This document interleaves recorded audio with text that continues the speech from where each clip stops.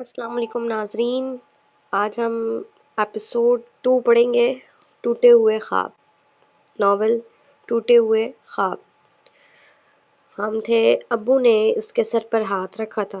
کبھی کبھی ٹھیک وہی ہوتا ہے جو دکھتا نہیں۔ اس وقت وہ جملہ بے معنی لگا تھا، آج وہ خنجر بن گیا تھا۔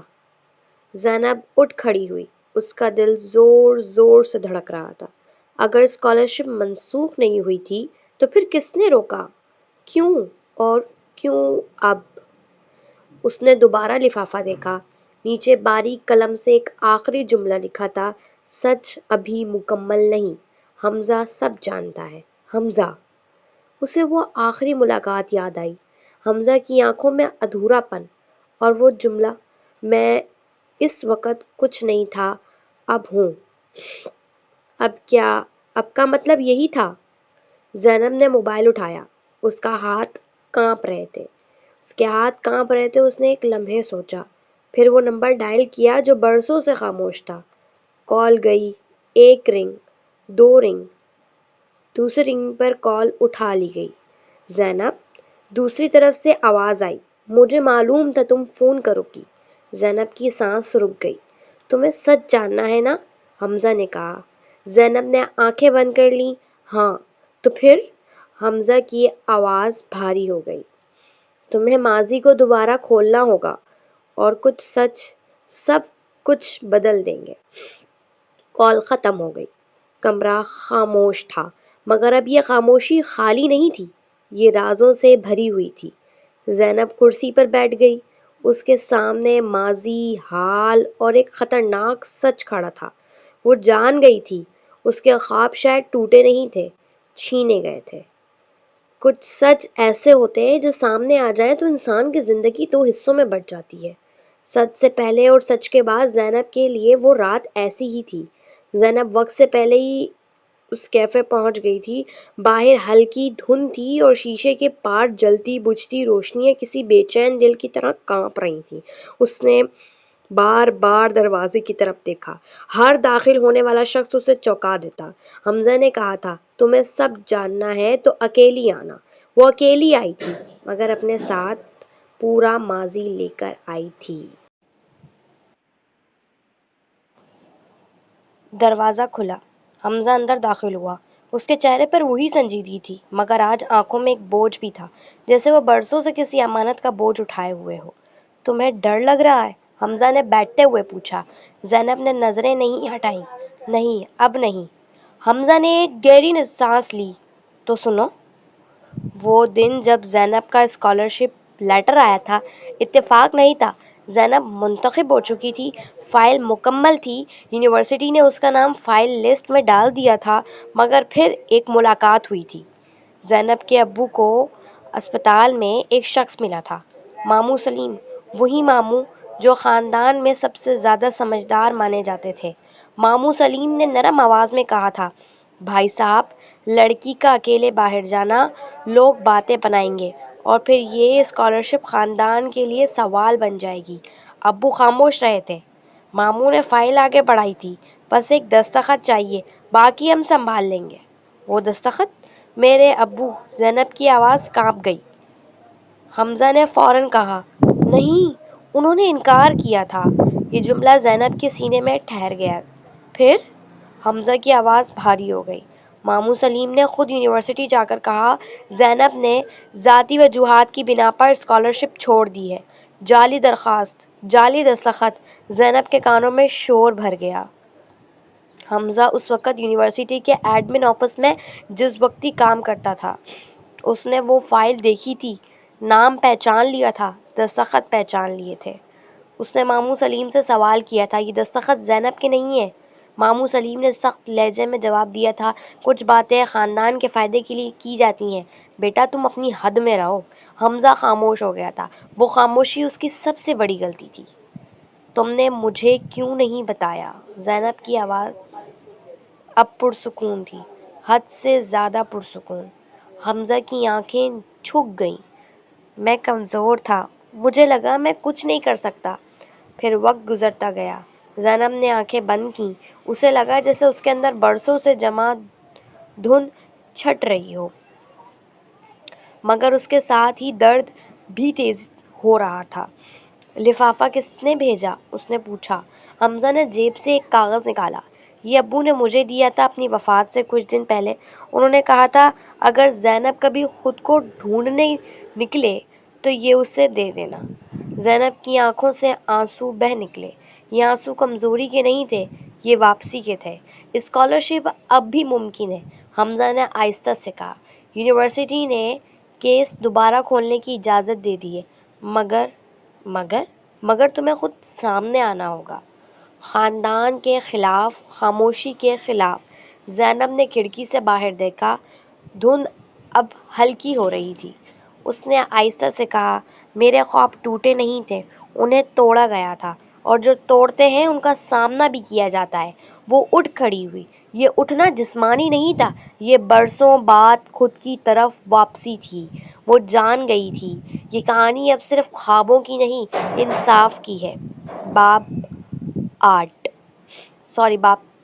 7۔ سچ ہمیشہ آزادی نہیں دیتا، کبھی کبھی وہ انسان سے سب کچھ چھیننے آتا ہے۔ رشتے، سکون اور وہ خاموش تحفظ جس میں انسان برسوں جیتا ہے۔ زینب اس رات یہ بات سمجھ گئی تھی۔ گھر میں غیر معمولی خاموشی تھی۔ زینب کے قدموں کی آہٹ اسے خود سنائی دے رہی تھی۔ ڈرائنگ روم میں ماموں سلیم اکیلے بیٹھے تھے۔ ان کے سامنے چائے ٹھنڈی پڑی تھی، جیسے کسی انتظار کی علامت ہو۔ ماموں، زینب نے کہا۔ ماموں نے سر اٹھایا۔ ایک لمحے کو ان کی آنکھوں میں حیرت ابھری، پھر فوراً سنبھل گئی۔ اتنی رات کو؟ خیریت؟ زینب نے میز پر وہی پرانا لفافہ رکھ دیا۔ تصویر، کاغذ اور حمزہ کی دی ہوئی فائل سب کھلے تھے۔ یہ کیا ہے؟ ماموں نے پوچھا، حالانکہ وہ جانتے تھے۔ میری زندگی، زینب نے جواب دیا۔ ماموں سلیم ہمیشہ سے گھر کے فیصلے کرتے آئے تھے۔ کسی کی شادی کب ہوگی، کون کیا پڑھے گا، کون کہاں جائے گا، سب کچھ خیر خواہی کے نام پر۔ اس دن بھی انہوں نے یہی سوچا تھا کہ وہ درست کر رہے ہیں۔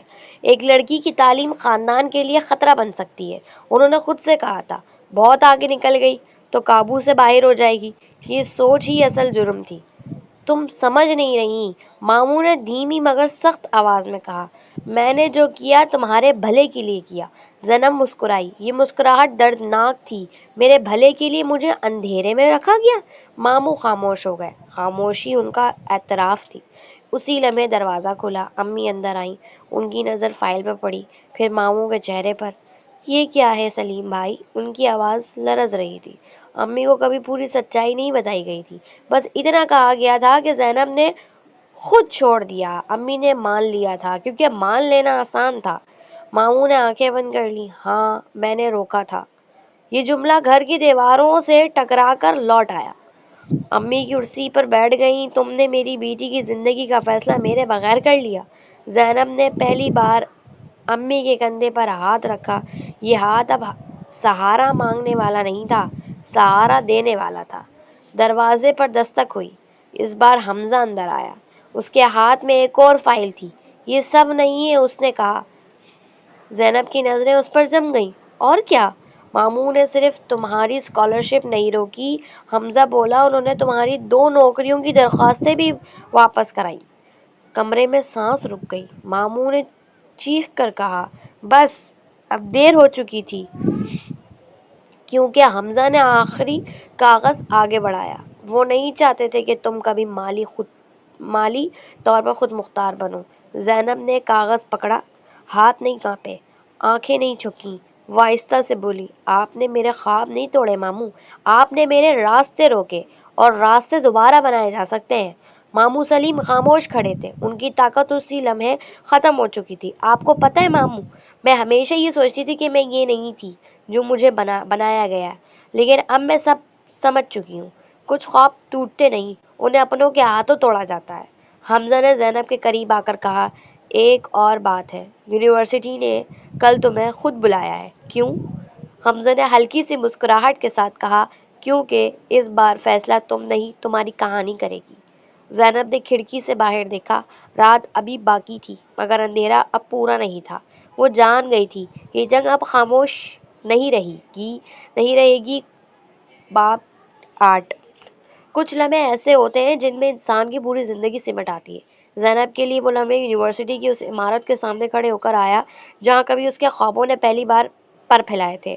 کانفرنس روم میں لمبی میز کی گرد چند سنجیدہ چہرے بیٹھے تھے، فائل کھلی تھی، سوال تیار تھے۔ زینب کرسی پہ بیٹھی، مگر اس بار وہ مدعا عالیہ نہیں تھی، وہ گواہ بھی تھی اور ثبوت بھی۔ مس زینب، چیئرمین نے کہا، کیا آپ اس بیان کی تصدیق کرتی ہیں؟ زینب نے سامنے رکھی فائل دیکھی، جعلی درخواست، جعلی دستخط، تاریخیں، سب کچھ صاف تھی۔ اس نے سر ہلایا۔ جی۔ دروازہ اچانک کھلا۔ ماموں سلیم اندر داخل ہوئے۔ ان کے چہرے پر وہی پرانی سختی تھی، مگر آنکھوں میں گھبراہٹ چھپ نہ رہ سکی۔ یہ سب ایک سازش ہے، انہوں نے بلند انداز میں کہا۔ اس لڑکی کو ورغلایا گیا ہے۔ کمرے میں سرگوشیاں پھیل گئیں۔ زینب نے پہلی بار انہیں غور سے دیکھا، طاقت اب صرف آواز میں رہ گئی تھی۔ زینب کو وہ دن یاد آیا جب ماموں نے اس کے سر پر ہاتھ رکھا کر کہا تھا، ہم تمہارا بہتر جانتے ہیں۔ آج وہی جملہ اس کے سامنے کھڑا تھا، ننگا بے معنی۔ کیا آپ یہ بتا سکتے ہیں، چیئرمین نے ماموں سے پوچھا، کہ یہ دستخط کس کے ہیں؟ ماموں خاموش ہو گئے۔ خاموشی پھر سے اعتراف بنی۔ اسی لمحے حمزہ آگے بڑھا، سر میرے پاس ایک اور ثبوت ہے۔ اس نے لیپ ٹاپ آن کیا۔ اسکرین پر ایک ای میل کھلی، ماموں سلیم کے اکاؤنٹ سے بھیجی گئی۔ موضوع میں لکھا تھا، اسکالرشپ ود ڈرال ارجنٹ۔ تاریخ وہی تھی۔ کمرے میں مکمل خاموشی چھا گئی۔ ماموں کی آواز پہلی بار لڑکھڑائی، میں صرف خاندان کو بچانا چاہتا تھا۔ زینب کھڑی ہو گئی، اس کی قدم پر اعتماد تھی۔ خاندان وہ نہیں ہوتا جو خواب چھینے، اس نے کہا، خاندان وہ ہوتا ہے جو خواب بچائے۔ فیصلہ سنایا گیا، اسکالرشپ بحال، کیس ریکارڈ پر معافی کی سفارش۔ کمرے سے نکلتے ہوئے زینب نے پیچھے مڑ کر نہیں دیکھا، کچھ دروازے بند ہی اچھے ہوتے ہیں۔ باہر دھوپ تھی، وہی دھوپ جو کبھی اس کے لیے ناممکن تھی۔ اس نے موبائل نکالا، ایک نیا نوٹیفیکیشن تھا، کانگریچولیشن، ویلکم بیک۔ زندگی نے آنکھیں بند کیں، ایک آنسو گرا شکر